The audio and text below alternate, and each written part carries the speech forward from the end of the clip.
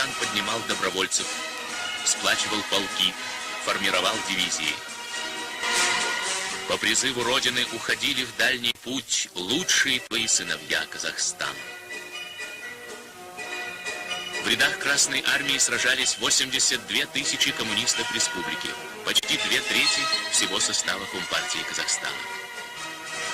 242 тысячи юношей и девушек, 70% нашей комсомолии ушли на фронт.